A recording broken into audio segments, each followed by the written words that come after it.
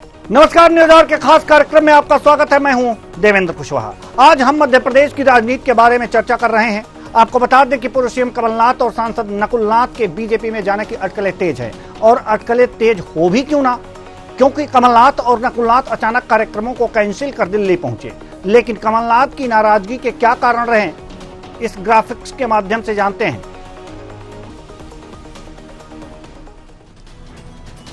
विधानसभा की हार का ठीकरा कमलनाथ के सर पर फोड़ा। यह नाराजगी का पहला कारण विधानसभा चुनाव में हार का जिम्मेदार कमलनाथ को बनाया गया। यह भी है नाराजगी का जिम्मेदारी अन्य नेताओं ने भी उन्हें अलग थलग किया। कमलनाथ की नाराजगी का यह कारण कमलनाथ को अचानक अध्यक्ष पद से हटा भी दिया गया। यह भी नाराजगी का कारण हो सकता है। जीतू पटवारी को सौंपी प्रदेश कांग्रेस की बागडोर, यह भी नाराजगी का कारण हो सकता है। कमलनाथ से इस मामले में रायशुमारी नहीं की गई कि किसको अध्यक्ष बनाया जाए। कमलनाथ को अचानक अध्यक्ष बदलने का फरमान जारी होना और नाराजगी नहीं छिपा सके पूर्व सीएम कमलनाथ। अपनी नाराजगी को नहीं छिपा सके। केंद्र की राजनीति करना चाहते थे कमलनाथ, जो कि अब कांग्रेस में लगता है संभव नहीं है। दिल्ली जाना चाहते थे कमलनाथ और आज चले भी गए। हो सकता है बीजेपी ज्वाइन भी कर लें। पार्टी ने कमलनाथ की बातें अनसुनी की, इससे नाराज हुए। कमलनाथ को राज्यसभा का टिकट भी नहीं मिला, यह भी एक नाराजगी का कारण हो सकता है। दिग्गी के समर्थक अशोक सिंह को राज्यसभा का टिकट मिल गया। चुनाव में दिग्विजय सिंह से अनबन की बातें भी सामने आती रहीं, कपड़े फाड़ने जैसे बयान भी आते रहे सामने। तो ये कारण हो सकता है। इन्हीं अटकलों के बीच जब बाप बेटे दिल्ली पहुंचे तब कमलनाथ ने बीजेपी में जाने के मीडिया के सवाल पर इनकार नहीं किया। उन्होंने कहा कि आप सभी उत्साहित क्यों हो रहे हैं, ऐसा कुछ होता है तो मैं आप सभी को सूचित करूंगा। सुनिए कमलनाथ, जो पूर्व सीएम है मध्य प्रदेश के, इन्होंने क्या कहा, सुन लीजिए। अगर ऐसी कोई बात होगी, सबसे पहले मैं आप लोगों को ही कहूंगा। आदि आप इनकार नहीं कर रहे सर, आप इनकार नहीं कर रहे। मैं तो कह रहा हूँ इनकार की बात नहीं है। जी जी, ये आप लोग कह रहे हैं जी, आप लोग एक्साइट हो रहे हैं। मैंने कहा मैं तो एक्साइट नहीं हूँ इस तरफ या उस तरफ। पर बात ये है कि अगर ऐसी कोई बात होगी, मैं आप सबको सबसे पहले खबर करूंगा। तो अभी आपने सुना कि कमलनाथ कह रहे हैं कि ऐसी कोई बात होगी तो हम आपको जरूर बताएंगे। लेकिन सवाल यहाँ पर यह है कि इन्होंने ये भी नहीं कहा कि हम बीजेपी ज्वाइन नहीं कर रहे हैं। इस राजनीति में नया मोड़ तो तब आया जब पूर्व मंत्री सज्जन सिंह वर्मा ने कहा कि यदि कमलनाथ और नकुलनाथ बीजेपी ज्वाइन करेंगे तो मैं भी बीजेपी ज्वाइन करूंगा। उन्होंने कहा कि कांग्रेस पार्टी में अब मान सम्मान नहीं बचा है। सुनिए सज्जन सिंह वर्मा ने क्या कुछ कहा। पूर्व मंत्री हैं सज्जन सिंह वर्मा।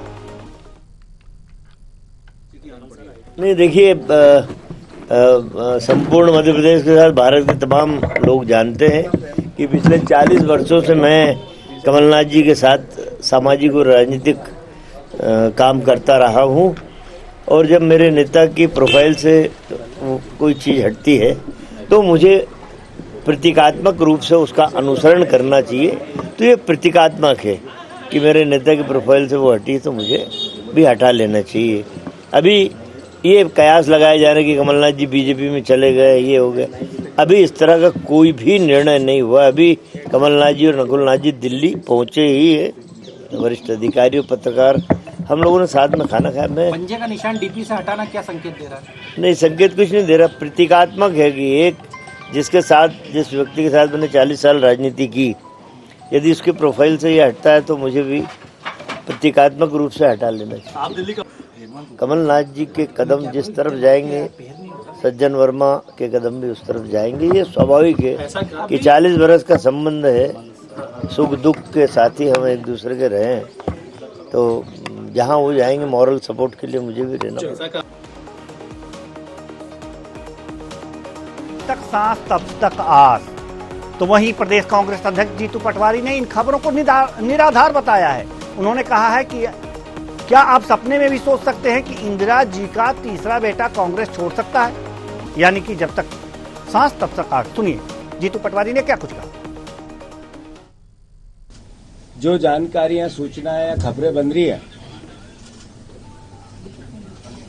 वो स्वाभाविक रूप से हम और आप सब उनको देख रहे हैं।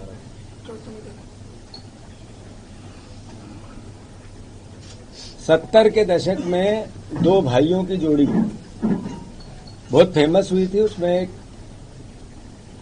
इंदिरा जी के बेटे आदरणीय संजय गांधी जी और कमलनाथ जी। तब से लेके आज तक कांग्रेस पार्टी की विचारधारा और सोनिया गांधी जी, राहुल गांधी जी, इंदिरा गांधी जी, राजीव गांधी जी,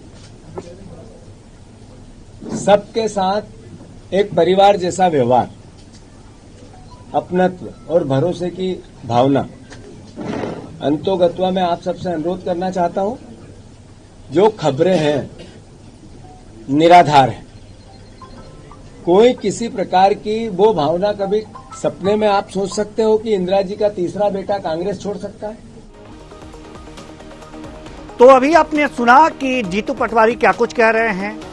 दिग्विजय सिंह ने इससे पहले कहा था कि वो तो छिंदवाड़ा में है, लेकिन वो जब कह रहे थे छिंदवाड़ा में है, वो छिंदवाड़ा में थे, लेकिन वो दिल्ली निकल गए। अब जीतू पटवारी जी कह रहे हैं कि वो इंदिरा गांधी के तीसरे बेटे के रूप में माने जाते हैं। तो क्या कोई सोच सकता है कि वो कांग्रेस छोड़ सकते हैं? लेकिन दिल्ली में जो पत्रकारों ने उनसे पूछा कि आप क्या बीजेपी ज्वाइन कर सकते हैं, तो उन्होंने इससे इनकार भी नहीं किया और कहा कि जब ऐसी कोई बातें आएंगी तो हम आपको सूचित करेंगे। यानी कि आ भी सकती हैं, नहीं भी आ सकती हैं, दुविधा है। कोई चीज का खंडन नहीं किया गया, उन्होंने किया है। बहुत ही अटकलें लगाई जा रही हैं कि हाँ अब ज्वाइन कर ही लेंगे। आज इसी मुद्दे पर हम चर्चा करेंगे कि आखिर उनके जाने से कांग्रेस को क्या नुकसान होगा, मध्य प्रदेश को, बीजेपी को क्या फायदा होगा, और साथ ही साथ जो इतना बड़ा राजनीतिक सरगर्मी जो है, इसके पीछे क्या कारण रहे हैं। आज इसी मुद्दे पर चर्चा करेंगे और चर्चा के लिए हमारे साथ जो मेहमान आपको स्क्रीन पर दिख रहे हैं उनसे परिचय करा दें। Shivam Shukla ji, media panelist Madhya Pradesh BJP, पवन पटेल महामंत्री मध्य प्रदेश कांग्रेस, रमेश शर्मा जी वरिष्ठ पत्रकार। तीनों मेहमानों का बहुत बहुत स्वागत है। पवन पटेल जी, शुरुआत आपसे। सबसे पहले तो हम शिवम शुक्ला जी को बधाई दे दें कि एक बार फिर आपका कुनबा और बढ़ रहा है। कांग्रेस का पलीता लगाने पर आप लोग तुले हुए हैं, उसमें एक कदम और आपने बढ़ा दिया। लेकिन पवन पटेल जी, सवाल आपसे शुरुआत करेंगे। यह घोषित नहीं है कि नकुलनाथ और कमलनाथ जी बीजेपी ज्वाइन कर रहे हैं, ये घोषित नहीं है, लेकिन अटकलों का बाजार और ऐसे संकेत मिल रहे हैं जैसे गतिविधियों से कि हां वो ज्वाइन कर लेंगे, देर या सवेर, आज या कल। क्या लगता है कांग्रेस को कितना झटका मध्य प्रदेश में मिला है, हालांकि लोकसभा चुनाव आने वाले हैं? नहीं, देखिए, तो सबसे पहली बात है कि माननीय कमलनाथ जी, जिनके नेतृत्व में विधानसभा चुनाव लड़ा गया, इतने लंबे अरसे से मध्य प्रदेश में कांग्रेस पार्टी के छोटे से छोटा कार्यकर्ता, बड़े से बड़ा कार्यकर्ता उनके अपने हक अधिकार की लड़ाई, कांग्रेस के विचारधारा को जन जन तक पहुंचाने का काम कर रहे हैं। तो मुझे तो एक तो ये कभी से विश्वास ही नहीं होता है, और ना ही मुझे पूरी उम्मीद है कि ऐसा कोई कदम कमलनाथ जी नहीं उठाएंगे कि कांग्रेस पार्टी, क्योंकि उसी विचारधारा, जिस विपरीत विचारधाराएं हैं कांग्रेस पार्टी की और भारतीय जनता पार्टी की। कांग्रेस पार्टी बाबा साहब भीमराव अम्बेडकर के संविधान पे विश्वास रखने वाली पार्टी है, और ये तानाशाही के संविधान से चलने वाली पार्टी है। तो मुझे पूरा विश्वास है कि कमलनाथ जी कोई इस तरह का कदम नहीं उठाएंगे कि जिस विचारधारा के खिलाफ आज तक उन्होंने लड़ाई लड़ी है, उसी विचारधारा में जाकर अपने आप को समाहित करने का प्रयास मुझे तो नहीं लगता है कि करेंगे। ये अफवाहें हैं, अफवाह का कुछ भी हो सकता है, कि मुझे पूरा विश्वास है कि कमलनाथ जी भारतीय जनता पार्टी में नहीं है। एक बाइट आप सुने होंगे जिसमें पत्रकार उनसे पूछ रहे हैं कि आप बीजेपी ज्वाइन करेंगे, तो उन्होंने कहा कि जब ऐसी कोई बात होगी तो हम आपको बताएंगे, यानी कि उन्होंने नकारा नहीं है। क्या अंदाजा लगा? नहीं, उन्होंने यही बोला ना कि अभी तो कोई ऐसी कोई बात होगी तो हम बताएंगे। अब उसका कुछ भी आकलन निकाल लीजिए, हर सिक्के के दो पहलू होते हैं, हर बात के दो मतलब होते हैं, उसका मतलब कुछ भी अपने अपने हिसाब से निकालता है। चलिए ठीक है, ऐसा कुछ नहीं होने वाला। अभी जब तक सांस तब तक आस। कांग्रेस इसी फंडे पे चल रही है और चलनी भी चाहिए। शिवम शुक्ला जी, जैसे कि मैंने आपको पहले ही बधाई दिया है कि एक बार फिर एक और बड़ा धमाका की है बीजेपी मध्य प्रदेश में, और लगता है कि कमलनाथ जी और नकुलनाथ जी बीजेपी ज्वाइन कर लेंगे। क्या लगता है आपको? ये सभी चीजें अभी मैं प्राथमिक रूप से आपको बताता हूँ, ये सभी के भी कयासबाजी है, भविष्य के गर्त में है, क्या निर्णय लिया जाएगा हमारे पार्टी का। आवाज थोड़ा धीरे आ रही है शिवम भाई। विचार और मंथन के पश्चात जिस दिन निष्कर्ष पर पहुंचेगा वो हम सबके सामने जल्दी आ जाएगा। लेकिन जो आज मूल विषय है वह यह है कि कांग्रेस पार्टी के भीतर आज किस स्तर की स्थिति उत्पन्न हो गई है।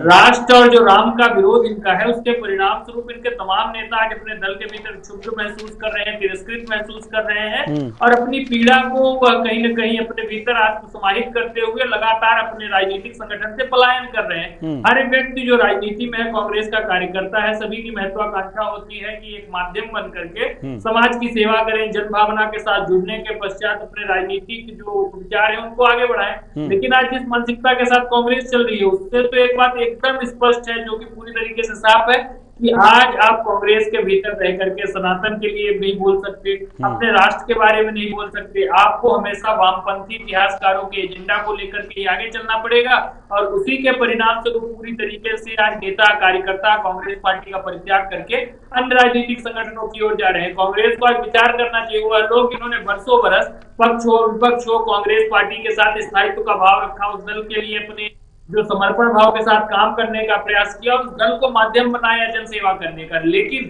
चूंकि कांग्रेस अब एक वैचारिक रूप से जो हाशिए पर डाल दिए गए हैं, समाज में वामपंथी लोगों का गिरोह बन गए, तो स्वाभाविक तौर पर वहां पर राष्ट्रवाद को मानने वाले, सनातन धर्म से प्रेम करने वाले नेताओं कार्यकर्ताओं के लिए स्थान नहीं है, तो अपने लिए नया शेल्टर्स ढूंढ रहे हैं।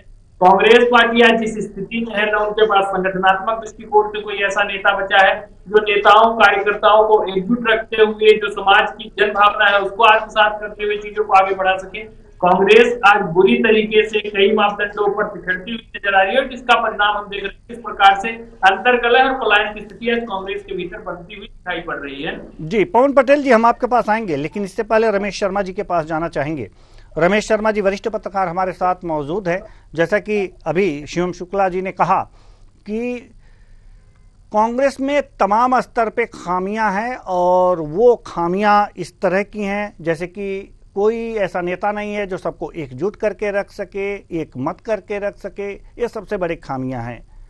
वास्तव में क्या अगर इस तरह के नेता जाकर के बीजेपी में मिल जा रहे हैं, इतने बड़े नेता जाकर के बीजेपी ज्वाइन कर रहे हैं, तो ऐसे में क्या आपको लगता है कि शिवम शुक्ला की बातें सही साबित हो रही हैं? देखिए, मुझे जो लगता है इसमें कोई शक नहीं कि कांग्रेस पार्टी में सोनिया जी या राहुल गांधी जी लोगों को जोड़ करके रखे हुए हैं और कहीं ना कहीं उनके नाम से ही कांग्रेस में कार्यकर्ता जुड़ा हुआ है, इसमें तो कोई संदेह नहीं। अब दूसरी बात आती है कि लोगों को छोड़ करके जाना। तो लोगों को जो छोड़ करके जाते हैं वो दो प्रकार से कांग्रेस को छोड़ रहे हैं। कुछ लोग अपने राजनीतिक भविष्य को ध्यान में रख करके कांग्रेस छोड़ करके दूसरी पार्टियों में जा रहे हैं और कुछ लोग कहीं ना कहीं व्यक्तिगत कारणों से भी, व्यक्तिगत मान अपमान से भी कांग्रेस की पार्टी छोड़ रहे हैं। मोटे तौर पर अब जैसे उदाहरण के लिए मैं आपको बताऊं, ऐसा नहीं है कि कांग्रेस से सारे लोग छोड़ करके भाजपा में ही जा रहे हैं। जो लोग अपना राजनीतिक भविष्य देख रहे हैं उनमें से कितने लोग हैं बंगाल में जो कांग्रेस को छोड़ करके ममता बनर्जी की पार्टी में शामिल हुए हैं, कितने लोग हैं जो छोड़ करके जनता दल जेडीयू में शामिल हुए हैं या उत्तर प्रदेश में समाजवादी पार्टी में शामिल हुए हैं। तो कुछ लोग अपने राजनीतिक भविष्य को ध्यान में रख करके जा रहे हैं और कुछ लोग व्यक्तिगत संबंध, व्यक्तिगत व्यवहार और उसके कारण से पार्टी छोड़ रहे हैं। जैसे मैं उदाहरण ही देना चाहता हूं, जैसे गुलाम नबी आजाद जी ने पार्टी छोड़ी या ज्योतिरादित्य सिंधिया ने पार्टी छोड़ी, ये कहीं ना कहीं इस बात को जो व्यक्तिगत व्यवहार है उसको ध्यान में रख करके उन्होंने पार्टी छोड़ी। लेकिन अभी जो अशोक चौहान जी ने महाराष्ट्र में पार्टी छोड़ी है वो उन्होंने अपने राजनीतिक भविष्य को ध्यान में रख करके छोड़ी है। अब मैं आता हूं कमलनाथ जी की बात पर। अब कमलनाथ जी के अगर आप देखेंगे तो पिछले कुछ दिनों से उनके कांग्रेस के भीतर अंदर खानों में थोड़ी सी खींचतान चल रही और इसकी जो शुरुआत अगर आप देखेंगे तो जब उन्होंने बागेश्वर धाम की कथा कराई थी और उनकी कथा में नकुल नाथ जी की मौजूदगी में, कमलनाथ जी की मौजूदगी में उन्होंने हिंदू राष्ट्र की बात कही, उसको लेकर के कांग्रेस के कई नेताओं ने आपत्ति की और यहां से लेकर के दिल्ली शिकायत की बात की। एक घटना घटी। दूसरा अगर आप देखें, जब टिकट वितरण का मामला आया तो कमलनाथ जी को ऐसा लगता था कि टिकट वितरण के मामले में उनकी बात कम सुनी गई। ये मीडिया में भी आया कि जाके दिग्विजय सिंह के कपड़े फाड़ो ऐसा करके। तीसरी जो बात हुई, वो प्रदेश कांग्रेस के अध्यक्ष थे, एक दिन पहले उनकी ओर से ऑफिशियली खंडन हुआ कि वो इस्तीफा नहीं दिया, वो बने रहेंगे, लेकिन अगले ही दिन उनको हटा दिया गया और ये माना गया कि जब कार्यभार का ग्रहण हुआ प्रदेश कांग्रेस कार्यालय में तो उसमें कमलनाथ मौजूद भी नहीं थे। तो ये माना गया कि कहीं ना कहीं ये मतभेद बराबर इस तरीके के चल रहे हैं। तो मोटे तौर पर, लेकिन अभी ये बहुत स्पष्ट नहीं है कि वो वाकई चले गए कि नहीं चले गए। निश्चित रूप से उनकी बात से भी संशय बढ़ा। तो पिछले 1 महीने से ये चर्चाएं लगातार चल रही हैं। ये चर्चाएं जब चली हैं, एक बार उनकी बड़ी गुप्त बातचीत ऐसी, शिवम शुक्ला जी और पवन जी बताएंगे, ऐसा सुनने में आया है कि महीने भर पहले उनकी बहुत गुप्त बातचीत बीडी शर्मा जी से हुई और उनकी बातचीत के बाद बीडी शर्मा जी फोन पर बात करने के बजाय दिल्ली गए और अपने हाई कमान से बात करके आए। करीब 1 महीने पुरानी ये घटना है। तब से ये चर्चाएं बराबर चलती चली जा रही हैं, सोशल मीडिया पर भी चलती चली जा रही हैं। आज किसी अखबार में मैंने पढ़ा था, उन्होंने तो 19 तारीख दे दी थी।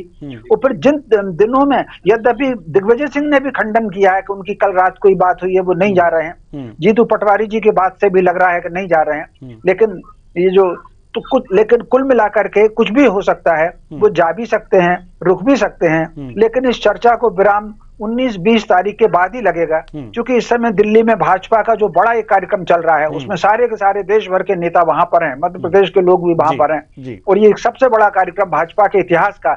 आमतौर पर इस तरह के जो कार्यक्रम उनके हुए हैं, 3-3.25 हजार से ज्यादा उपस्थिति नहीं रहती थी, जिसमें 11,500 ऑफिशियल उपस्थिति है। तो एक बड़ा कार्यक्रम है। अगर इस कार्यक्रम में कमलनाथ ज्वाइन करते हैं, इन तिथियों में उनका जाना, जिससे थोड़ी सी शंकाएं बढ़ गई हैं, लेकिन फिर भी देवेंद्र जी हमको थोड़ा सा इंतजार 2 दिन का तो करना पड़ेगा इसमें। जी बिल्कुल, 2 दिन का इंतजार तो करना पड़ेगा, लेकिन अटकलों का बाजार का क्या करें, वो तो हमेशा गर्म होती ही रहेंगी। पवन पटेल जी, हम आपके पास आना चाहेंगे। पवन पटेल जी, आप कुछ कहना चाह रहे थे? नहीं, मैं ये कह रहा था कि शिवम जी बड़ी बड़ी बात कर रहे हैं राष्ट्र की, धर्म की, दुख की, पीड़ा की।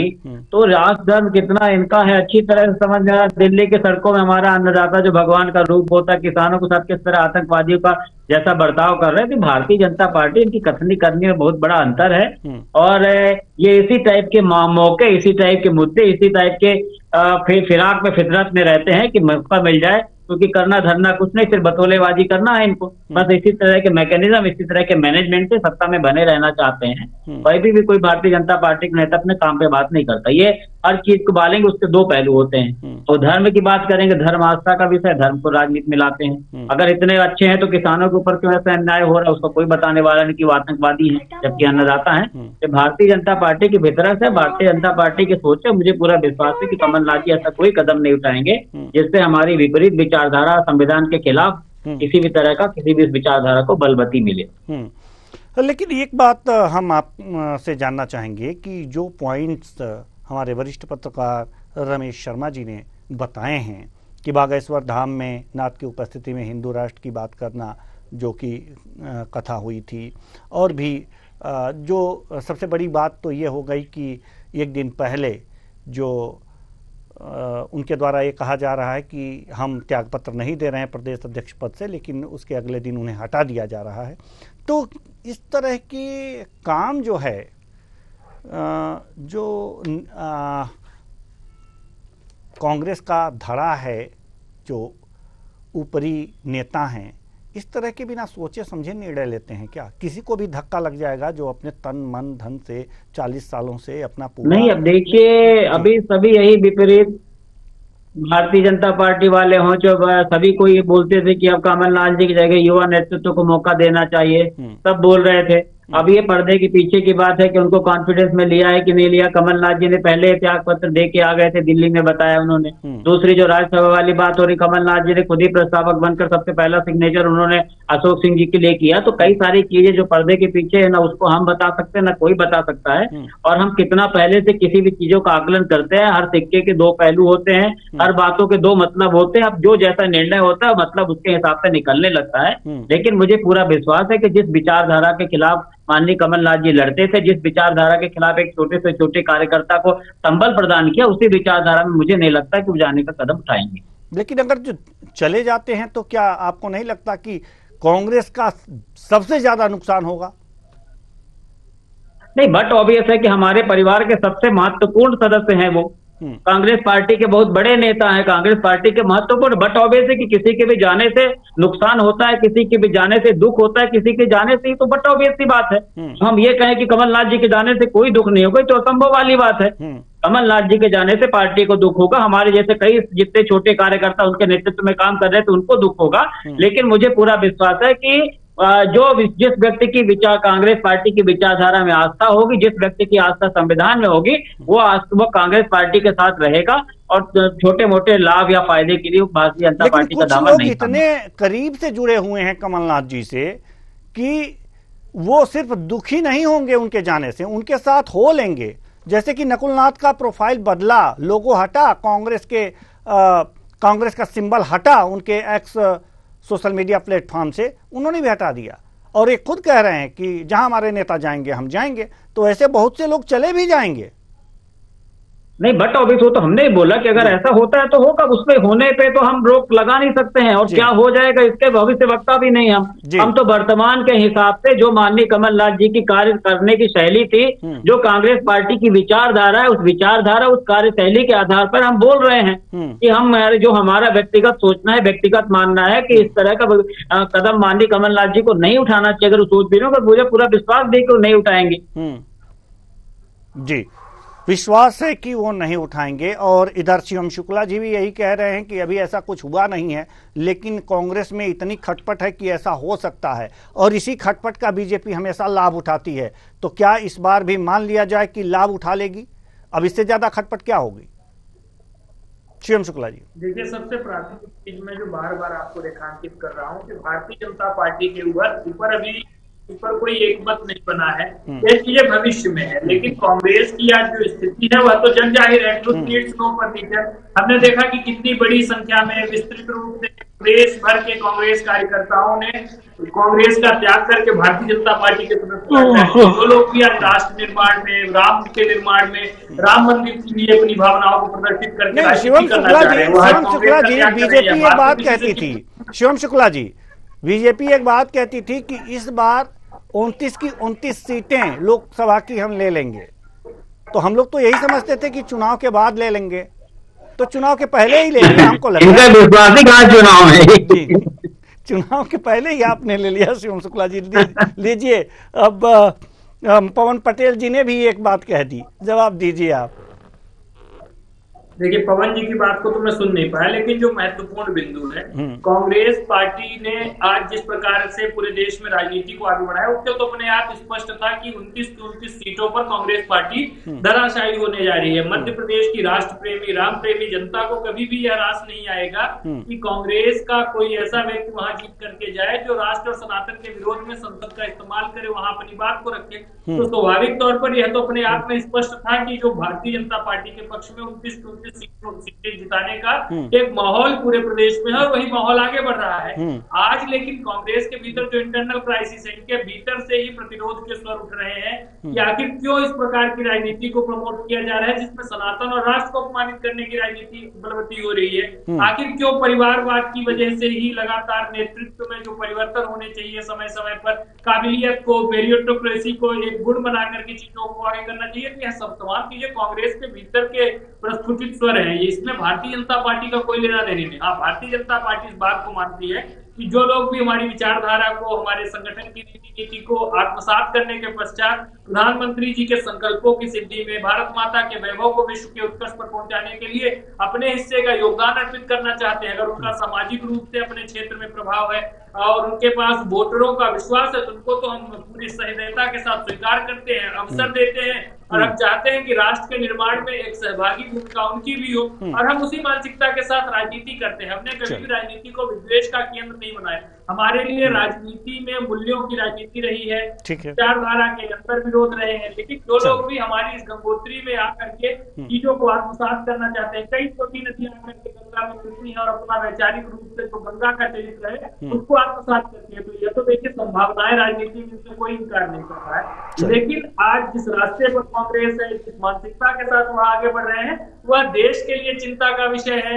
एक देश का सबसे महत्वपूर्ण विपक्षी संगठन है जिसने इतने वर्षों तक इस देश की सत्ता पर अपनी क्लेमेंट रहे हैं पावर के, अगर आज वह लोग इस स्थिति में सोच रहे हैं तो यह चिंतनीय और विचार का विषय है कि आखिर जो उसे है वह भी क्यों विचार और अवलोकन करने के लिए विमर्श हो रहे हैं। दूसरा सवाल, इंदिरा जी के बारे में जो ये लोग बार बार बात कर रहे हैं, मैं आखिरी में बोल देता हूँ। इंदिरा जी ने तो स्वयं कांग्रेस पार्टी को 2 बार तोड़ा था और अलग हुए, तो राजनीति का अभिभावक कमलनाथ जी की इंदिरा है, तो कमलनाथ जी के भी साहस होगा कि जब गलत रास्ते पर जा रही होगी पार्टी तो वह भी उसका परित्याग करके राष्ट्र निर्माण में अपनी भूमिका को निर्वहित करेंगे। वो तो वॉशिंग मशीन है ही आपके पास दुनिया वाली। चलिए ठीक है। नहीं, आपके पास जो नेता गए जगदीश शेट्टर चुनाव से पहले आपके पास गए थे तो हम वॉशिंग मशीन में नहीं गए थे आपके पास। अरे आपके पास नेता नहीं कि दूसरी पार्टी से आयातित कर रहे हो, आप भारतीय जनता पार्टी है ना। अभी उनको लेने के लिए बड़े आतुर हो कमलनाथ जी को, अभी उन्हीं के ऊपर सिख दंगों का वो इल्जाम लगाते थे, सब कुछ मिल जाएगा। वो तो कोई दुनिया देख रही शुभम भैया, जिस दिन मैकेनिज्म वो आपका खुलेगा, जिस मैकेनिज्म की कांट जीत होती है उस दिन सब समझ में आ जाएगा। अभी आप डीगे हारते रहो जितनी हाथनी है। अरे आवाज ही तुम्हारी बहुत धीरे आ रही है, हमको आवाज समझ में नहीं आ रही। आवाज चलिए ठीक है, रमेश शर्मा जी के पास चलते हैं। जी रमेश शर्मा जी, सवाल ये है कि एक अंतिम सवाल आपसे हम लेना चाहेंगे कि हम लोग मान लेते हैं कि कमलनाथ जी बीजेपी ज्वाइन कर लिए। ऐसी परिस्थिति में अब कांग्रेस के पास अगला चुनाव जो लोकसभा का चुनाव है उसके पास रास्ते क्या हैं, रणनीति क्या हो सकती है आगामी? जी देखिए, मोटे तौर पर अगर आपने देखा हो, कांग्रेस ने पीढ़ी परिवर्तन तो किया है। उन्होंने तीनों लोग नए इसमें जो दिए हैं, तो मैं समझता हूं अगर कमलनाथ जी रहते हैं तब भी और कमलनाथ जी नहीं रहते हैं तब भी, कांग्रेस जो है, जो नई टीम उन्होंने त्रिदेव जो बनाए हैं, कांग्रेस का लोकसभा का चुनाव इनके माध्यम से ही इसमें चलेगा। और विशेषकर कम से कम 5-7 सीटों पर, लोकसभा सीटों पर कांग्रेस अपेक्षाकृत अधिक फोकस करेगी। अगर कमलनाथ जाते हैं तो इसमें कोई शक नहीं कि छिंदवाड़ा का जो चुनाव होगा वो बहुत दिलचस्प होगा, क्योंकि वहां पर भाजपा का जो कैडर है वो उनको कितना स्वीकार कर पाता है। और फिर वहां पर सबसे बड़ी बात छिंदवाड़ा में जो है, कांग्रेस का अपने काम के साथ साथ वहां जो मिशनरीज काम करती हैं वो सब कांग्रेस के साथ हैं, तो उसमें से कितनी उनको सपोर्ट करेंगी, कितनी नहीं करेंगी। छिंदवाड़ा को छोड़ करके मध्य प्रदेश के अन्य भागों में भाजपा को लाभ होगा और कांग्रेस को नुकसान होगा। छिंदवाड़ा का चुनाव दिलचस्प होगा। जी बहुत बहुत धन्यवाद सभी मेहमानों का, आप आए और अपने अपने विचार साझा किए। तो कमलनाथ और नकुलनाथ को बीजेपी ज्वाइन करने की अटकलें राजनीतिक गलियारों में खूब हो रही हैं, लगाई जा रही हैं, कयास लगाए जा रहे हैं।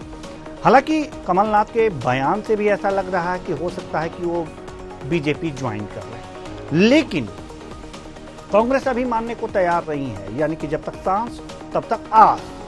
तो सवाल यहां पर यह है कि अगर कमलनाथ बीजेपी ज्वाइन कर लेते हैं, नकुलनाथ ज्वाइन कर लेते हैं, तो उनके जो लोकसभा चुनाव आने वाला है उसमें कांग्रेस की हालत पतली हो जाएगी। यानी कि जो रणनीति कांग्रेस ने मध्य प्रदेश में तैयार की थी 29 सीटों के लिए, उस रणनीति को काफी बड़ा धक्का लगेगा और एक नई रणनीति बनानी पड़ेगी और चुनाव जीतना इतना आसान नहीं रह जाएगा।